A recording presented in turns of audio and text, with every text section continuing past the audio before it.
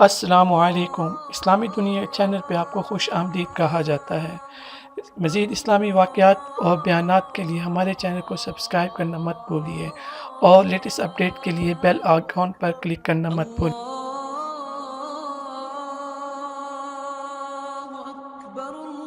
बिस्मिल्लाहिर्रहमानिर्रहीम। अस्सलामुअलैकुम।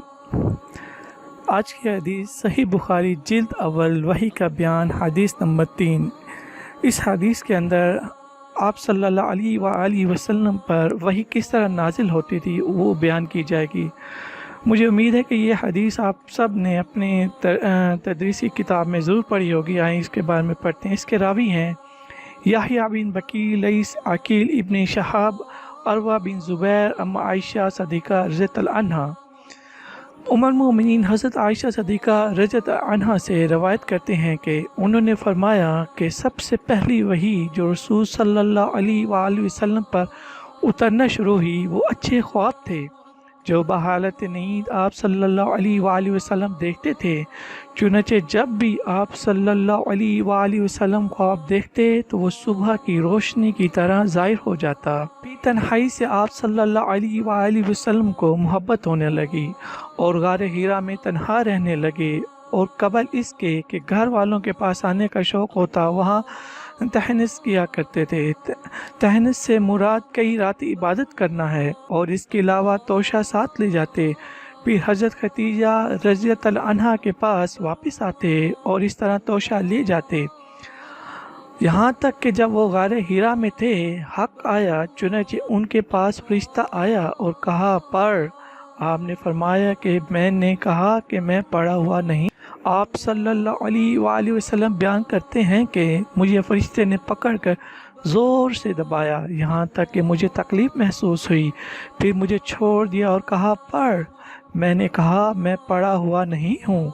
फिर दूसरी बार मुझे पकड़ा और ज़ोर से दबाया यहाँ तक कि मेरी ताकत जवाब देने लगी। फिर मुझे छोड़ दिया और कहा पढ़। मैंने कहा मैं पढ़ा हुआ नहीं हूँ। आप सल्लल्लाहु अलैहि वसल्लम फरमाते हैं कि तीसरी बार पकड़कर मुझे ज़ोर से दबाया, फिर छोड़ दिया और कहा पढ़। अपने रब के नाम से जिसने इंसान को जमे हुए खून से पैदा किया, पढ़ और तेरा रब सबसे बुजुर्ग है। रसूल सल्लल्लाहु अलैहि वसल्लम ने इसे दोहराया इस हाल में कि आपका दिल कांप रहा था। चुनांचे आप अम्मा हज़रत खदीजा बिन्त खुवैलिद के पास आए और फरमाया कि मुझे कंबल उड़ा दो, मुझे कंबल उड़ा दो। तो लोगों ने कंबल उड़ा दिया यहाँ तक कि आपका डर जाता रहा। हज़रत खदीजा रज़ियल्लाहु अन्हा से सारा वाक़या बयान करके फरमाया कि मुझे अपनी जान का डर है। अम्मा खदीजा रज़ियल्लाहु अन्हा ने कहा हरगिज़ नहीं, अल्लाह की कसम, अल्लाह ताला आप सल्लल्लाहु अलैहि वसल्लम को कभी भी रुसवा नहीं करेगा। आप सल्लल्लाहु अलैहि वसल्लम तो सिला रहमी करते हैं, नातवानों का बोझ अपने ऊपर लेते हैं, मोहताजों के लिए कमाते हैं, मेहमान की मेहमान नवाजी करते हैं और हक़ की राह में मुसीबतें उठाते हैं।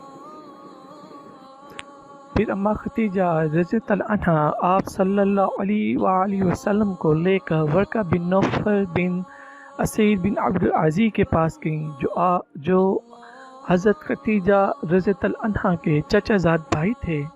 ज़माने जहालियत में नसरानी हो गए थे और इब्रानी किताब लिखा करते थे। चुनांचे अंजील को इब्रानी ज़बान में लिखा करते थे। जिस कदर अल्लाह ताला ने चाहा नाबीना और बूढ़ा हो गए थे। इनसे हज़रत खदीजा रज़ियल्लाहु अन्हा ने कहा ऐ मेरे चचाज़ाद भाई, अपने भतीजे की बात सुनो। आपसे वर्का ने कहा ऐ मेरे भतीजे, तुम क्या देखते हो? तो जो कुछ रसूल सल्लल्लाहु अलैहि वसल्लम ने देखा था बयान कर दिया। वर्का ने आपसे कहा कि यही वो नामूस है जो अल्लाह ताला ने हज़रत मूसा अलैहिस्सलाम पर नाज़िल फरमाया था। काश मैं नौजवान होता, काश मैं इस वक्त तक ज़िंदा रहता जब तुम्हारी कौम तुम्हें निकाल देगी। सल्लल्लाहु अलैहि वसल्लम ने फरमाया क्या वो मुझे निकाल देंगे? वर्कर ने जवाब दिया हाँ, जो चीज़ तू लेकर आया है, इस तरह की चीज़ जो भी लेकर आया उससे दुश्मनी की गई। अगर मैं तेरा ज़माना पाऊँ तो मैं तेरी पूरी मदद करूँगा। फिर ज़्यादा ज़माना नहीं गुजरा कि वर्का का इंतकाल हो गया और वही का आना कुछ दिनों के लिए बंद हो गया।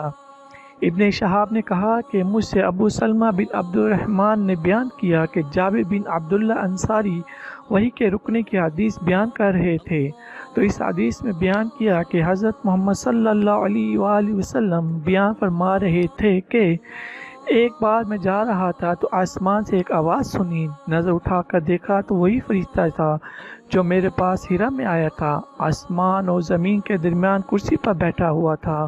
مجھ پر رعب طاری ہو گیا اور واپس لوٹ کر میں نے کہا مجھے کمبل اڑا دو، مجھے کمبل اڑا دو۔